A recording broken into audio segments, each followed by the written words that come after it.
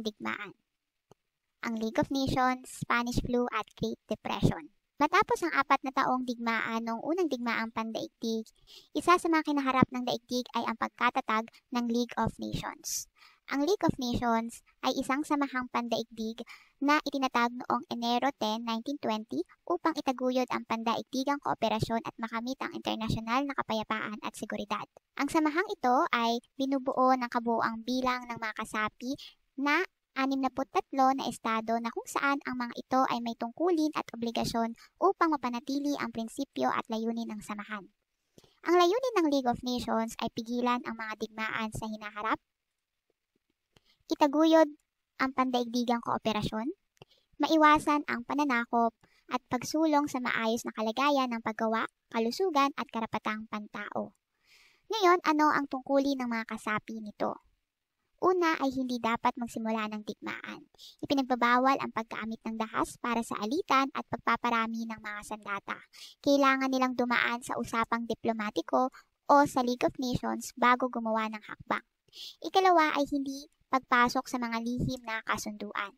Ang mga kasapi ay bawal magkaroon ng lihim na kasunduan o bumuo ng alyansa upang maghanda o magsimula ng digmaan laban sa ibang estado. Ikatlo ay ang pagsunod sa mga patakaran ng samahan. Kailangang sundin ang desisyong inilabas ng samahan, ang pagsuway ay may tuturing na paglabag sa layunin ng kapayapaan. Sumunod ay ang irespeto ang karapatan at kalayaang pampolitikal at panteritoryal ng mga kasapi. Ang mga kasapi ay nangakong rerespetuhin ang karapatan ng mga estadong kasapi at ng mga mamamayan nito, kung saan hindi kukuha ng lupa o teritoryo gamit ang puwersa dahil ang pag-atake laban sa anumang miyembrong estado ay itinuturing na pag-atake sa lahat ng miyembro. Ngunit bago pa man opisyal na maitatag ang League of Nations, kinaharap ng mundo matapos ang digmaan ay ang Spanish flu. Ngunit bago pa man maitatag ang League of Nations, ay kinaharap ng daigdig matapos ang digmaan ang Spanish flu. Ang Spanish flu ay isang bagong strain ng trangkaso o influenza noong 1918 hanggang 1919 na mabilis na kumalat mula sa tao hanggang sa tao sa buong mundo, kung kaya't itinuring ito na isa sa pinakamalalang pandemya sa daigdig. Bakit nga ba ito tinawag na Spanish flu? Ang Spanish flu ay hindi nagsimula sa Spain, bagkus ang Spain ang unang bansang nag-ulat nito sa mga pahayagan noong 1918 dahil walang censorship sa Spain noong digmaan.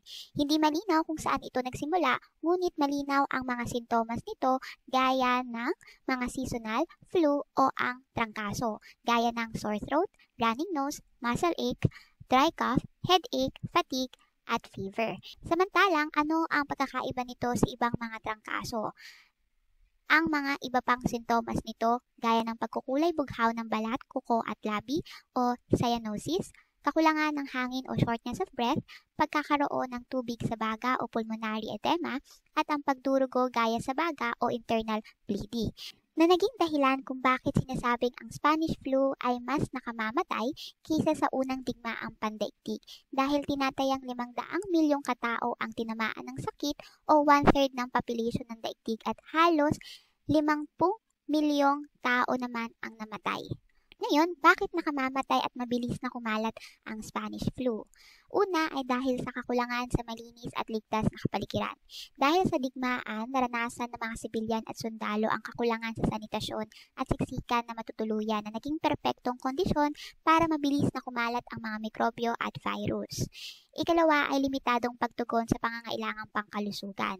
Limitado ang mga pasilidad at serbisyong medikal dahil ang mga doktor at nurse na nagsisilbi sa digmaan at limitadong kaalaman tungkol sa bagong sakit. Isa pa ay naipapasa sa hangin at pinsala sa baga. Ang virus ng sakit na ito ay maaaring maipasa sa pag-ubo, pagbahing o paghinga ng mga taong may sakit. Ang bakterya ay maaaring dumami at kumalat partikular sa baga, na ang pagkalat nito ay maaaring magdulot ng kakulangan sa oxygen, pamamaga o pagkabigo ng baga.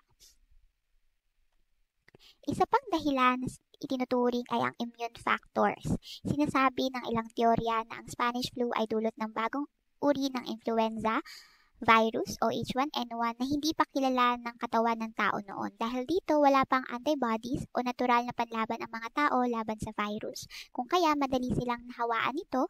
Isa pa, dahil sa digmaan ay mababa ang resistensya ng mga tao dahil sa pagod, gutom at kulang na tulog. Ngayon, ano ang naging tugon at paano napababa ang kaso ng nagkasakit at namatay sa kabila ng walang direktang gamot at bakuna at kakulangan ng kaalaman sa sanhi nito? Isa sa mga naging tugon ay ang pagpapalawak ng mga pasilidad.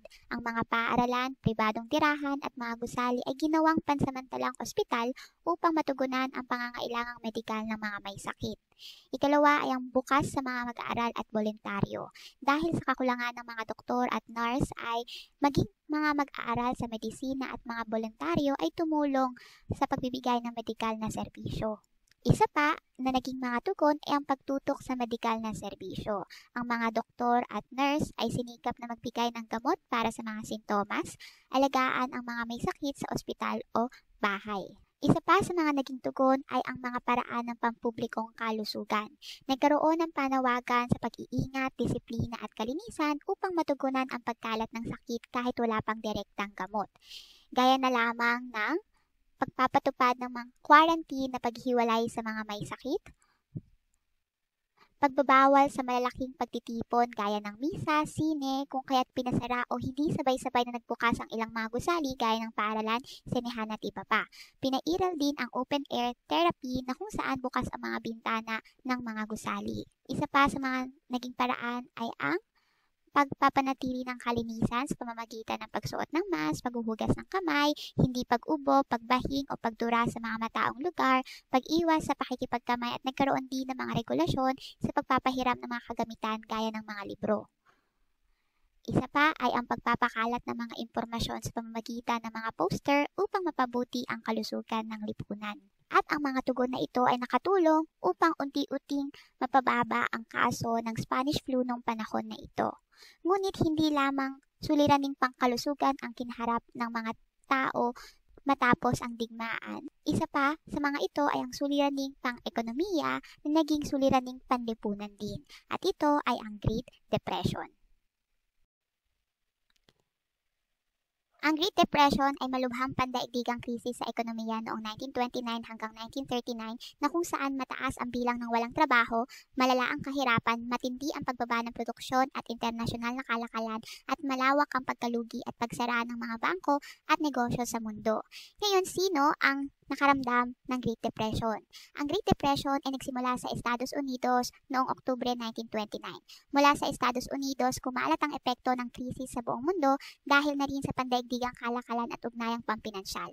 Kaya kahit sa Europa, Asia at Timog Amerika, naranasan din ang matinding paghina ng ekonomiya. Ngayon, bakit naganap ang Great Depression? Bago pa man mangyari ang Oktubre 1929, nang sumisigla ang ekonomiya matapos ang unang digmaang pandaigdig, nahikayat ang mga producer na lumikha ng mga bagong produkto ng maramihan upang mapababa ang presyo nito at makahikayat ng mga consumer. At nang mahikayat ang mga consumer, tumaas ang tinatawag na consumerism dahil sa tumataas na demand na pagbili sa mga bagong produkto, maluwag na nagpautang ang mga bangko sa mga consumer. Ito yung tinatawag na buy now, pay later. Dahil dito, lalong sumigla ang ekonomiya na naging dahilan kung bakit sumigla rin ang pag-iinvest sa mga stock market. Nagsimulang kumalat ang ideya ng stock market na halos lahat ay nag-invest sa stock market dahil sa inaasahang balik nito. Marami ang bumili ng stocks nang hindi ito inaaral ng lubos gamit ang kanilang pinag-ipunang pera o inutang na pera sa bangko. At ang mga bangko naman ay pinangutang at ininvest sa stock market ang dinepositong salapi ng kanilang mga kliyente o mga depositor. Ngunit, dumating na ang Oktubre 1929 na kung saan ang stock market ay bumagsak. Dahil noong Oktubre 24, 1929 o tinatawag na Black Thursday ay 12.9 million shares ang ibinenta upang maiwasang malugi. At ang pangyayaring ito ay nagdulot ng panic kung kaya't sa mga sumunod na araw ay parami ng parami ang nais magbenta ng kanilang shares na naging dahilan kung bakit bumaba rin ang halaga nito na lalong ikinadahilan ng pagkalugi ng mga nag-invest. Sa pagbagsak ng stock market, nagkaroon ng krisis ang mga bangko. Dahil noong panahon na ito ay limitado pa ang mga batas at patakaran sa pagbabangko gaya ng wala pang deposit insurance, kung kaya't noong sabay-sabay na kukunin na ng mga depositor ang kanilang mga idinepositong pera ay hindi na ito maibalik ng bangko dahil sa ito ay kanilang ipinautang at nalugi sa stock market. Dahil dito, maraming bangko ang nagsara dahil hindi na nakasingil ng utang mula sa mga negosyong nalugi at naluging stocks at dahil sa sabay-sabay na pagkuha ng pera o pag-withdraw ng mga depositor na naging sanhi ng pagbagal ng pag-ikot ng salapi sa ekonomiya. Bukod sa krisis sa mga bangko, ay naganap din ang pagsasara ng iba't ibang mga negosyo dahil sa overproduction. Ang mass production ng mga pabrika at sakahan ay nagdulot ng labis na mga produkto na hindi na kayang bilhin ng mga mamamayan. Ang labis na produkto ay nagdulot ng pagbaba ng presyo na naging sanhi ng pagkalugi ng mga negosyo. Ang pagkalugi ay nagdulot ng pagtigil ng produksyon at pagtanggal ng mga empleyado. Isa pa sa mga dahilan kung bakit lalong lumala ang Great Depression ay dahil sa pagbagsak ng kalakalan. Dahil ito sa mataas na taripa gaya na lamang ng Smoot-Hawley Tariff Act na isang batas na ipinasa ng Estados Unidos noong 1930. Ginawa nitong mas mahal ang imported goods upang hikayatin ang mga mamamayan na bumili sa sariling gawa o American-made products. Ngunit nagalit ang ibang bansa dahil naapektuhan ang kanilang kalakalan kung kaya't nagpataw din ng mataas na taripa sa mga produktong mula sa Estados Unidos na nagresulta ng paghina ng kalakalan at lalong paglala ng Great Depression. Isa pa sa mga salik na nakaapekto sa Great Depression ay ang pagbaba ng sirkulasyon ng supply ng salapi. Ang money supply ay tumutukoy sa kabuuang halaga ng pera na umiikot sa ekonomiya, kasama ang perang hawak ng mga tao, bangko at negosyo. Dahil sa takot at kawalan ng tiwala sa sistema, hindi na inilalagay sa bangko ang pera, hindi na gumagastos ang mga tao, o hindi na nagnenegosyo. Kung kaya't lalong naghirap ang ekonomiya dahil mataas ang interest rates sa pag-utang at walang nagbubukas ng negosyo na maaaring magbukas ng mga trabaho. Ngayon, ano ang naging epekto ng Great Depression? Una ay ang kawalan ng trabaho. Noong 1933, umabot sa 24.93% ang antas ng kawalan ng trabaho sa Estados Unidos. Ibig sabihin, isa sa bawat 4 na Amerikano ay walang hanap buhay. Sa ibang bansa tulad ng Germany, umabot sa 30% ang walang trabaho. Ikalawa ay ang pagsara ng mga bangko at negosyo. Mula 1929 hanggang 1933, mahigit 7,000 bangko ang nagsara sa Estados Unidos. Libo-libong kumpanya ang nalugi at nagsara kaya ang kabuuang produksyon o gross domestic product ng Amerika ay bumaba ng higit sa 29% mula 1929 hanggang 1933. Ikatlo ay ang paglaganap ng kagutuman. Sa ilang lungsod, mahigit kalahati ng populasyon ang umaasa sa tulong at libreng pagkain o mga relief programs. Isa pa sa mga naging epekto ay ang paglaganap ng kahirapan. Tinatayang 34 milyon ang walang kita kung kaya't ang mga pangunahing pangangailangan ay mahirap matugunan gaya na lamang ng maraming pamilya ang nawalan ng tahanan at nakatira na lamang sa tinatawag na Hoovervilles o mga baro-barong bahay. Bukod dito ay bumaba rin ang mga pandaigdigang kalakalan. Bumaba sa 66% ang pandaigdigang kalakalan mula 1929 to 1934. Ang pagbaba ng kalakalan lalo na sa mga bansang kumikita mula sa pag-export ay nagdulot ng pagbaba ng produksyon at kawalan ng trabaho. Dahil sa iba't ibang epekto ng Great Depression, paano ito tinugunan ng daigdig? Una ay ang pagiging self-sufficient at ang pagiging matipid. Upang mabuhay sa kabila ng epekto ng Great Depression, ang mga mamamayan ay gumawa ng paraan upang makatipid o magtanim ng sarili nilang makakain. Ang mga paraan na ito ay nakatulong sa mga individual na mabuhay sa krisis, ngunit hindi ito pangmatagalang solusyon at hindi nito kayang itaas ang buong ekonomiya.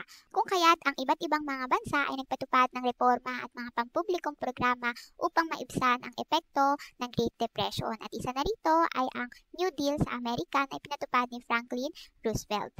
Ang layunin ng New Deal ay una, ang relief, agarang tulong sa mga walang trabaho at may hirap. Ikalawa, recovery, pagbangon ng ekonomiya at pagbabalik ng mga trabaho. Ikatlo, ang reform, pagbabago sa sistemang pampinansyal upang maiwasan ang muling pagbagsak.